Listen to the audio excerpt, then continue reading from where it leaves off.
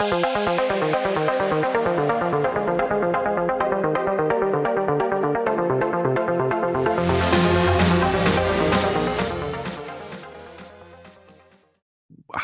Aegis has seen the appetite for hedging evolve in recent years for minerals and non-op companies. I mean, the way I look at it is that minerals started to become institutionalized around 2013, 14. That's really when I started to follow the space. And fast forward 10 years, why I have my own firm, is the cottage industry around it.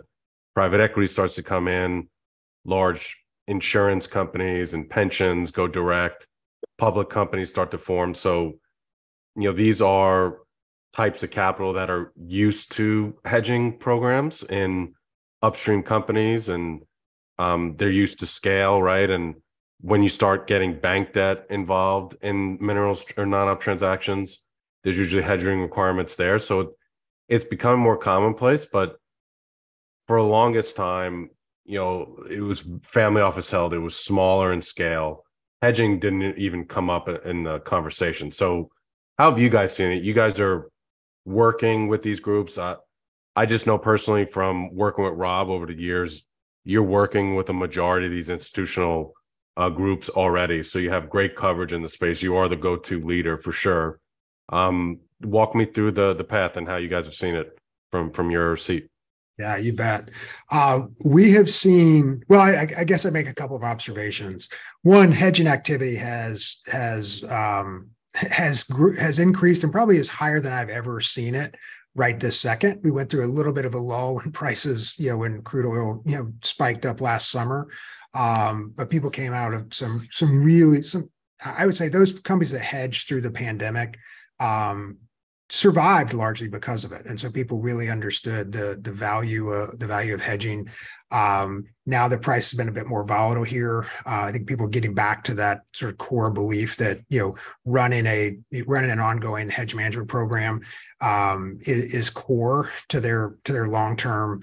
I don't want to say survival. It's to, getting the returns on their investments that they expect and allow them to fund their programs, whether that be drilling, whether that be, land purchases, whether that be buying PDP, you name it. We're seeing more people understand the importance of having a structured plan, to run their own internal plan.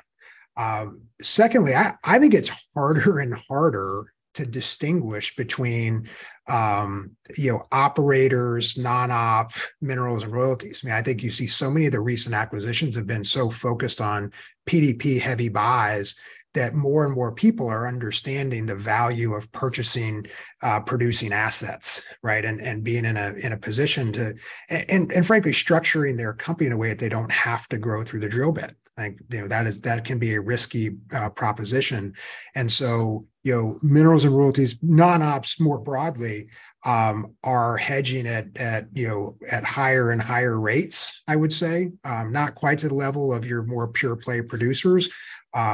But the sort of the core thesis of hedging, that all of them, whether I'm a producer, non-op or more specifically minerals and royalties, I have a set of expenses, and I have revenue that I need to cover that, and to generate, not only cover the expenses, but to generate returns for my investors, whatever they may be, debt, equity, et cetera.